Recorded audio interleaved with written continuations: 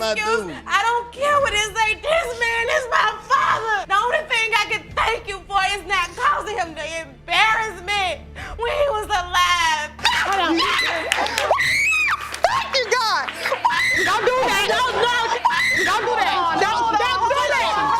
that. Mama, she just came out. I'm never telling her or encouraging her to treat him bad. Now, when he's ignorant or he's acting crazy, yeah, sometimes I tell her, you need to walk away, because Devonte's acting crazy. Today, we have an episode that will leave you on the edge of your seat. So sit back, get ready, and let's jump right into it. Mr. Dansby is petitioning the court for a DNA test to prove that Ms. Simpson has been lying about him being the father of her 3-year-old son, Tanoris. But hold on, folks. Ms. Simpson is countersuing Mr. Dansby for child-rearing expenses. Mr. Dansby, you're petitioning the court for a DNA test to prove that the defendant, Ms. Simpson, has been lying in her claim that you are the father of her 3-year-old son, Tanoris. Now, Ms. Simpson, you're countersuing Mr. Dansby for child-rearing expenses in the sum of $3,361.56, which is half of the money you claim to have spent on Tanoris. Yeah, sure. Mr. Dansby wastes no time in accusing Ms. Simpson of lying, claiming that she had been seeing another man while they were together. Uh-oh, things are already heating up in the courtroom. Let the drama unfold. I had been trying to get you to do a DNA test, but you chose to run. You didn't want to go to the child support place to do the DNA test. Is that true, Mr. Dansby? So, Ma'am, that's not true. Miss Simpson, she had been lying. I had doubts about this kid, Tanoris. If this so much is my son, she have not let me see. I don't even know the kid. Ms. Simpson denies these allegations, but Mr. Dansby is not convinced. He recalls a phone call he overheard between Ms. Simpson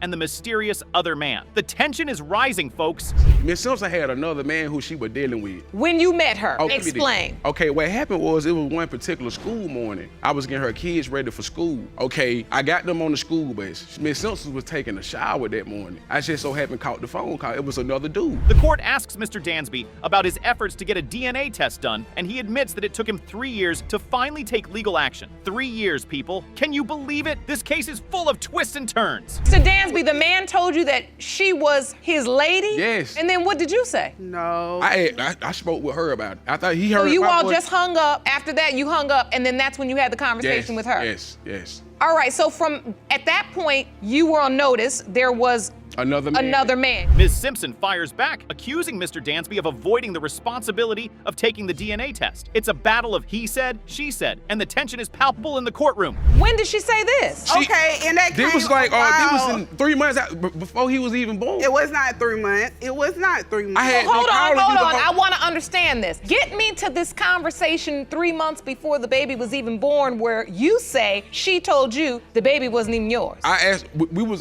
talking over the phone, and she somewhat got an attitude with me. The court wants to dig deeper into their relationship, and Mr. Dansby spills the tea about how they met through a mutual friend. But wait, there's more. He reveals that Ms. Simpson had another man in her life. Oh, the plot thickens. So now you really questioning. I'm questioning Yolanda like one behind the other. I'm trying to find out what's the truth. Is she lying to me or not? So now July 2012, Tanoris is born. Yeah, he was born, and I had got in contact with Miss Simpson. I was trying to find out whether it was my son or not. Ms. Simpson tries to defend herself, but Mr. Dansby is not having it. He accuses her of being a compulsive liar. Whoa, this case just got even more intense. Grab your popcorn, folks, because this is getting juicy. You Over say the it's the 14th. first time you met Tanoris. What was shady about that? That was my first time ever seeing tonight. But I feel like if she's so confident about this, my son, why it took 3 years for me to see tonight? Okay, but I got evidence that Okay, we did you take put a on picture. Facebook. You We put did. on What is there. that evidence, ma'am? It is a picture of him and Tanoris where I he took the says picture. that. Jerome, will you hand that to me, please? The court wants to know if Ms. Simpson was involved with anyone else during their relationship. And guess what? She admits to the possibility of another man. Oh, the suspense is killing us. Who could the real father be? You felt like he wasn't making enough effort. Yes, Your Honor. Your Honor, it had been several occasions, several times I had tried to reach out to Miss Simpson as far as me and her getting together, sitting down and talking like grown people about Tanoris. It was all talk, no action with Miss Simpson. Mr. Dansby presents his timeline of events, highlighting all the lies he believes Ms. Simpson has told him. This case is like a never-ending maze of deception. Can the truth be uncovered? Miss Simpson, the expenses that you've outlined here, of course, food, bottles. Yes. What else have you bought for the child? Clothes, diapers. diapers. They total $6,723.12, which is why you're suing for half that amount, because you feel like that is what's owed to you. Yes. Post. The tension reaches its peak as Mr. Dansby reveals that he met Tenoris for the first time in October 2014, 2 years after he was born. This poor child deserves to know the truth. Will justice prevail? How much have they taken out? They be taking 100. It only took like about 360 from me already. 240. 240, 360. 240. 240. They don't. They don't took that's money out all my I check have like 3 separate received occasions. is 240, and that So was payment. they took still- $360, but you've received $240, ma'am. Okay. Finally, it's time for the moment we've all been waiting for. The DNA test results are in. The tension is thick in the air as Judge Lake reads the results. Is Mr. Dansby the father of Tenoris? Will Ms. Simpson's claims be proven right? Oh, the suspense is killing us. Get ready for the truth bomb, people. Mr. Dansby, you are Tenoris' father. Thank you. Thank you. I've said it, this been many days, and I've asked men to enumerate. Tell me what your doubt is and what it's based on. And there are some times when, men just get in their head that they're not the father, they can't be the father. All right, folks, let's set the stage for this drama-filled episode. We have Ms. Andrews, who was living her best life until she had a chance encounter with a man named Mr. Glenn at a fancy restaurant. Little did she know this encounter would turn her world upside down. Ms. Andrews, you claim that while at a restaurant recently, you were shocked when Mr. Glenn approached you out of the blue and raised his pant leg to reveal a tattoo of your name on his leg. Now you say he then dropped the bomb that he believes he is your biological father.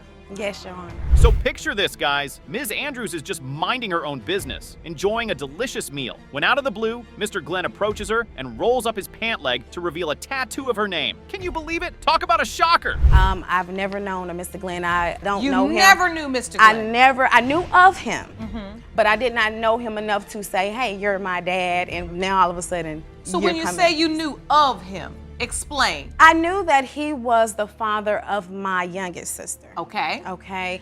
Supposedly we had different fathers. But wait, there's more. Mr. Glenn drops a bombshell on Ms. Andrews, claiming that he believes he is her biological father. Can you imagine the emotions running through her mind at that moment? It's like something straight out of a soap opera. What was that like? I had a great relationship with my father. Although I did not live in the same household as he came around. He attended family reunions. He done things for me. He was even at my graduation, my high school graduation. He was at my college graduation as well. So, to just run into someone after all those years, to just say that you're my father. Now, Ms. Andrews is understandably skeptical. She's never known Mr. Glenn, and she was raised by a loving father who was present in her life. But hey, sometimes life throws us curveballs, and this case is no exception. Mr. Glenn, what How a you story. doing, y'all? How you doing? You decided to tell her that you believe you were her biological father at a restaurant? Me and her mother grew up together. Okay. Raised up together. And we started dating in 1976. And then I left for about 8 months. When I left and I came back, Donna was born. Cue the courtroom drama, folks. Ms. Andrews and Mr. Glenn are here, ready to face off and get some answers. The tension in the room is palpable, and we're about to find out whether Mr. Glenn is truly her father or if this is just a case of mistaken identity. Why this day? Why at the restaurant? Why did you pick that time to say it? Because I hadn't seen her in so long. I knew you were getting raised by a good family. That does not And then matter. I didn't That want, does I was not in the matter. street, and I didn't really That want to does go. not matter. I didn't really want to Why would you wait listen. till my father passed? Ms. Andrews makes it clear that she has doubts about Mr. Glenn's claim. After all, she had a great relationship with the man she believed to be her father, but Mr. Glenn stands firm, insisting that he is her biological father and that he has evidence to prove it. Because when I was on a plane one time, it was a guy who claims that he was a psychic, and he was sitting beside me, and he gave me a description of my father, and he said, your father is dark complected, he's muscular built, and he's a very cocky man. Hold on to your seats, folks, because it's time for the moment of truth. The DNA results are in, and they will reveal once and for all whether Mr. Glenn is Ms. Andrews' father. I can feel the anticipation building. Out the blue said that I'm his daughter, because if anybody put some ink on their skin that's permanently there, felt something. So I want to know, when did you, if you felt that strong to put that tattoo on your leg, don't worry about me being in a good family household, or you feel they have money, or those are your thoughts. You never sat down and just asked me how I felt. But before we get to that, let's talk about the emotional roller coaster this case has been for Ms. Andrews. She's dealing with the loss of her father and now has to face the possibility of a whole new family dynamic. It's a lot to process, and our hearts go out to her. What did you say to yourself when you thought about it? That's my daughter. That's my daughter. I wish I could just, I want to reach out to her, but I didn't know really how to come at her like that. Well, because it's been so many years. Let me tell you something. The man that I called my father, right. Can I show you a picture of him? Absolutely. All right, folks, it's time to reveal the DNA results and put an end to this intense courtroom battle. Will Mr. Glenn's claims be validated, or will Ms. Andrews' doubts be confirmed? Get ready for the moment of truth. Mr. Glenn, you are her father. Oh my God. Oh, God. Wrong for that. You're wrong for that. Oh, Shine, you could have done better. Oh, my God. Come, have a seat. Totally different family. You could have said something before now. Listen, You had know what's years to going say on. this. This case features Brittany and Devonte, a couple whose relationship has more twists and turns than a roller coaster. They've come to paternity court to determine if Devonte is the father of their 20-month-old son, Kane. Let's jump right into the drama. Mrs. Moon Merrifield, you say your family is in jeopardy of being torn apart. Yes, Your Honor. You've dragged your husband, Mr. Merrifield, to paternity court to prove that he fathered your 20-month-old son, Kane. Yes, Your You Honor. claim he's been denying your son since birth. Yes, Your Honor. As the couple takes their seats, you can already feel the tension in the air. Brittany is furious at Devonte's denial of their son, while Devonte insists that Brittany cheated on him. This is going to be one explosive courtroom battle. You have the divorce papers already Yes, ma'am. filled out. They're just, what, awaiting execution? I need to find out the answer if this is my child or not. He always Get some results help. to that. Anytime we have a fight or an argument or whatever, it's always divorce. It's never work it out, let's talk, whatever. He always throws up divorce in my face like. Brittany is seething with anger and ready to set the record straight. She's been with Devonte for 16 years, on and off, and has given him 3 kids with 1 on the way. But now, she's facing the ultimate betrayal. Let the truth be revealed. He lets his imagination, his mind go off, oh, well, if you said this, then it's probably this and this. And if you did this, then, if you said this, then you're probably thinking this. And I know, guys, and, but it's okay for But him. you admit you were texting someone I else, did. another Yeah, man. I did, yeah. Devonte, on the other hand, is convinced that Brittany cheated on him. He claims to have found text messages from other men and even suspects that her ex-boyfriend might be the real father of Kane. Can Devonte's doubts be proven right?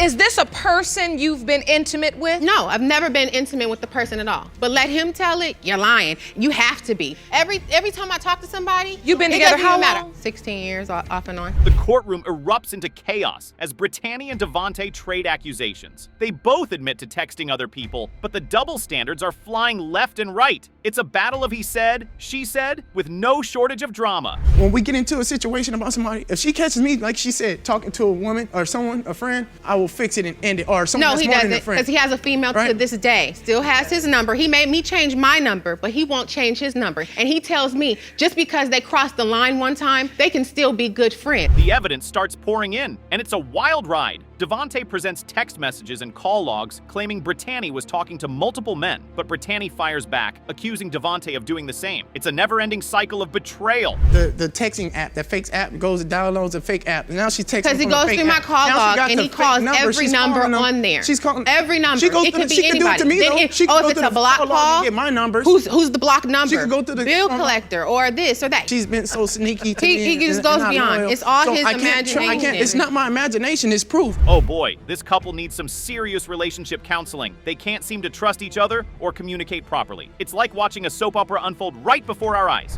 Enjoy texting Yes, or I talking do. to Yes. other men. He criticizes everything I do. Oh, I would have had this whole thing done within an hour. You're supposed to do it this way. I don't live with my father, never have. I'm a grown woman. And Thank you for the correct, but I get the point. So, Mr. Merrifield, this is your wife. Your child was born within your marriage. Were you intimate with your wife during during the time the child was conceived. Let's take a step back and understand the backstory. Brittany and Devonte have been together since high school, but their relationship has been rocky from the start. They've broken up, gotten back together, and now they're facing the biggest challenge of all, the paternity of their child. Because she wasn't raised with her father. But he's too stupid to know that. He thinks I'm against him. I'm for him. Always for him. But I'm for her too. I can't always be on his side because he's not always right. She's right sometimes and sometimes he's right. She's wrong for doing that text. I told her she shouldn't do that. I'm never telling her or encouraging her to treat him bad. Finally, the moment we've all been waiting for, the DNA results. Will Devonte be proven to be the father of Cain, or will his doubts be confirmed? The tension is palpable, and we're about to find out the truth. Mr. Merrifield, you are Cain's father.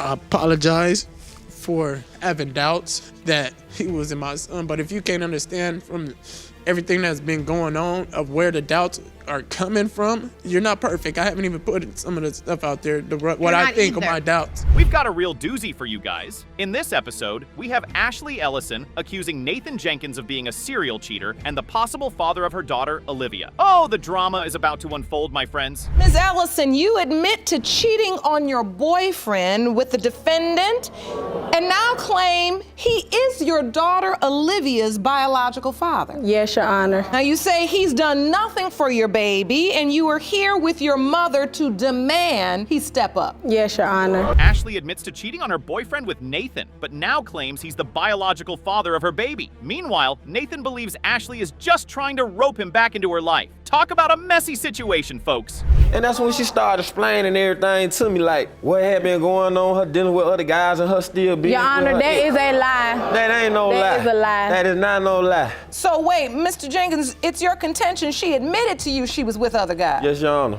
Your Honor, he knew I had another boyfriend. That wasn't a secret. Everybody knew. Nathan starts off by dropping a bombshell. He claims that Ashley admitted to being with multiple guys while they were together. Oh, the betrayal. Can you imagine the shock on his face when he found out? He didn't keep his promises. But you had a boyfriend. Things wasn't going right at home. Okay, so you were entertaining Mr. Jenkins because you were having issues in your relationship. Yes, ma'am. So you slept with him. Yes, Your Honor. No protection. Yes, ma'am. But also still sleeping with your boyfriend? Yes, Your Honor. But you say, Mr. Jenkins, there were other guys too. Multiple guys, Your Honor. But wait, Ashley denies it all. She says Nathan was always keeping a close eye on her, making her feel trapped. Oh, the tension is rising, folks. This is like a soap opera come to life. You know, I can show you how to drive, I can show you how to get your license, I can show you how to do better for yourself. And that I never, he did not do. Whoa, I never said I wanted to be in a relationship with you. When I first met Miss Ellison, we came up with a plan to achieve, to make things, not to be together in no relationship.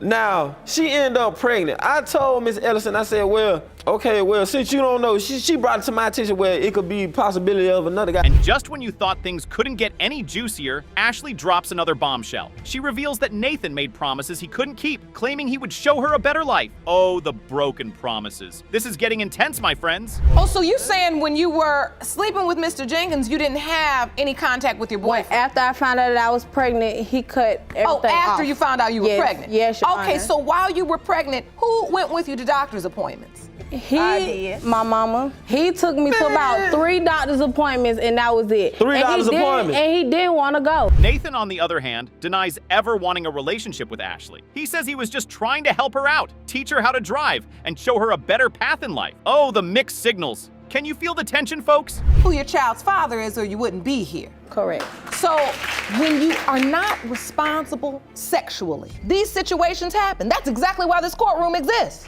Ms. Ellison, when you have to give a name of potential fathers to the court, did you give both men's names or only Mr. Jenkins? I couldn't put both names down. I could only put one. Now let's talk about the ex-boyfriend. Ashley admits to sleeping with him too, just to add more fuel to the fire. Can you imagine the shock on Nathan's face when he found out he might not be the only potential father? This is like a paternity roller coaster, my friends.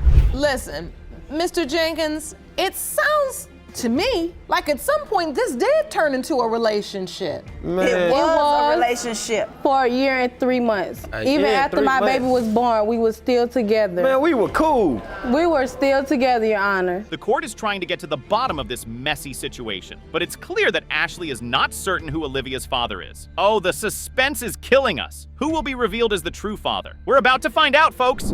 What's the matter? What do you feel? I just want to know who her daddy is. That's all. So now that your ex is back in the picture, has he developed a relationship with your daughter? Yes, ma'am. He has. The court orders a DNA test to settle this once and for all. The tension in the room is palpable as they wait for the results. Can you feel the anticipation, folks? We're on the edge of our seats. He is the father or the other guy. We will continue to do what we said we was gonna do because he made that promise. But ultimately, let's, be honest here. Miss Ellison, no woman wants to stand in a courtroom, have a beautiful, beautiful, precious little baby girl. And now, the moment we've all been waiting for. The DNA results are in, and the judge is about to settle this issue once and for all.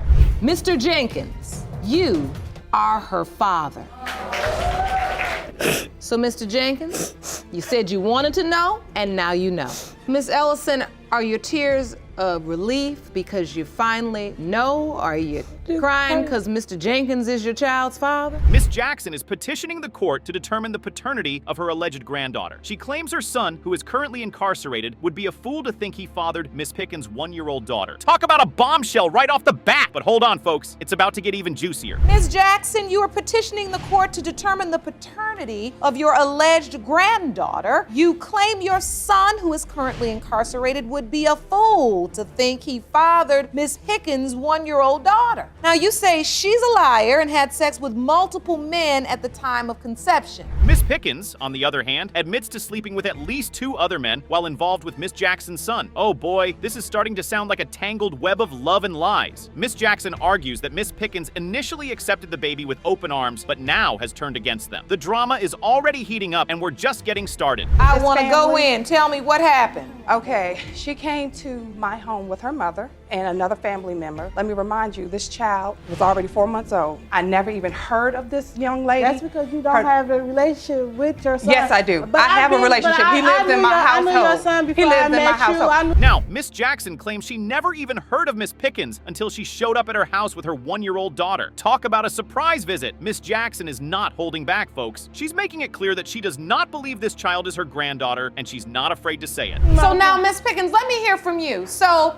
you find out you're pregnant and you know it's Miss Jackson's son's child, or what happens here? I did believe that it was one of the guys that I was dating, but that would be biologically the answer. It was one of the guys you were sleeping with. Yeah, he pursued me. How many guys were you sleeping with? 2. She don't know. 2. She don't know. But wait, there's more. Miss Pickins drops a bombshell of her own, revealing that she initially thought another man was the father of her baby. Oh, the plot thickens. She believed her ex-boyfriend was the dad until Miss Jackson's son came around claiming the child as his own. It's a roller coaster of emotions. So when you say he pursued you, you meant when you had this baby, Miss Jackson's son called you and said, that's my baby. Yes, and she looked just like him. And you felt like there's a resemblance, she looks like him, and he's saying, this is my baby. Yes, so he ain't never denied it. If he did, he denied her around them. The tension in the courtroom is palpable as Miss Jackson and Miss Pickins go back and forth, each accusing the other of lying and being unfaithful. It's a battle of words, folks, and the stakes couldn't be higher. Who will come out on top? Will the truth finally be revealed? Actually expressed interest. Yes. And established a relationship. Never. Yes. With the baby. Yes. I never had 1 second, ma'am.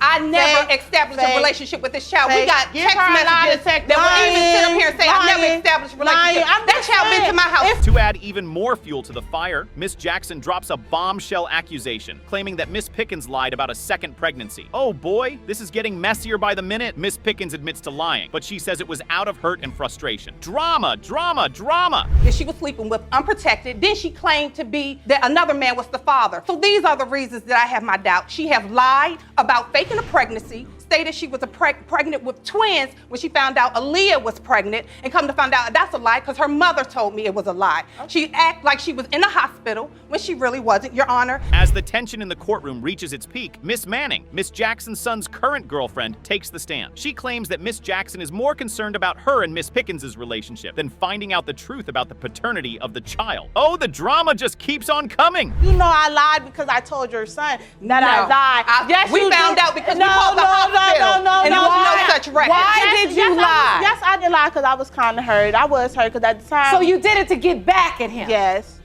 Then she said she had an abortion. But you now have to understand why your credibility is about shot. I know. With emotions running high, Judge Lake calls for a recess to allow everyone to cool down. Phew, we definitely need a breather after all that drama. But don't worry, folks. We'll be back with the suspenseful conclusion of this case in just a moment. When you knew your daughter had slept with another man around the time of conception, did you say to yourself, well, are we certain that is Miss Jackson's son? Or did you just go on the look factor? No. I asked her at one time, you know what I'm saying? Because she didn't have no features of this other guy. The moment we've all been waiting for is finally here. The results are in, and tensions are at an all-time high. Miss Jackson anxiously awaits the verdict, hoping that her doubts will be proven right. Miss Pickins, on the other hand, is on the edge of her seat, praying that her claims will be validated. Who will come out on top in this battle of truth and lies? Mrs. Jackson, you are not her grandmother. Got you. Yes! Court is in recess. We come to this courtroom, it's about the children. Yeah. And if you do know who her father is, for her sake, ask them. Be willing to offer and say, if you want to go half, if you want to take a DNA test, whatever it takes for your baby, that's your focus.